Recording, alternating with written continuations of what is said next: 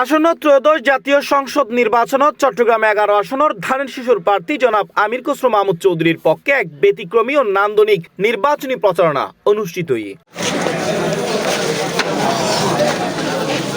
চট্টগ্রাম নগরীর 36 নম্বর ওয়ার্ড গোসাইলডাঙ্গা নিমতলা এলাহাত স্বেচ্ছাসেবক দলের সদস্য সচিব মোহাম্মদ ইয়ারকানুর নেতৃত্বে এই ভিন্নধর্মী প্রচারণাত অংশ লয় আমিন, জামাল ও সাইমন সহ স্থানীয় নেতাকর্মী হল।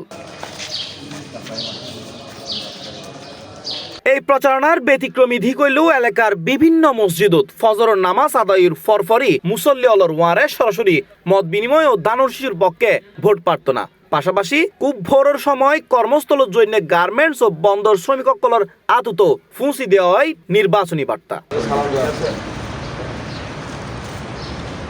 নেতৃবৃন্দ জানাই ফজরের সময় মসজিদ এলাকাত গণ্যমান্য মুরব্বীসকলের উপস্থিতি তাহে এবং সকালবেলাতেই শ্রমজীবী মানুষসকলের লগে সরাসরি যোগাযোগের সুযোগ তৈরি হয়। এতে করি প্রচারণা কার্যক্রম আরো ফলপ্রসূ হওয়ার বলেও মনে করেন তারা। আরা যখন ফজর নামাজ পড়তাম যায় বয়োজ্যেষ্ঠ মানুষসকল এলাকার মুরব্বীসকল নামাজ তাইয়া তারা হচ্ছে আরা দানের শিশু ভোট চায়। তারা জিয়া রহমানের রাজনীতি দেখে এবং আমির খসরু মাহমুদ চৌধুরীর রাজনীতি দেখে। জিয়া রহমানে কি করছে এদেশাল্লা আমির খসরু মাহমুদ চৌধুরী চিড়াঙ্গাল্লা কি করছে তারা দেখে তারা আরো উৎসাহিত করে। আরোগ্য হতল দিয়ে গার্মেন্টস শ্রমিক এবং বন্দর শ্রমিক তারা আরো সারাদিন ভর বাসা বাড়িতে নিতে না হয়।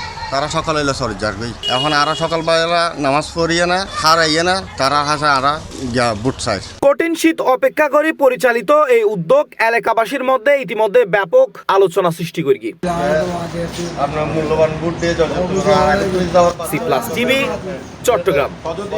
কেমন লাগতেছে আপনার?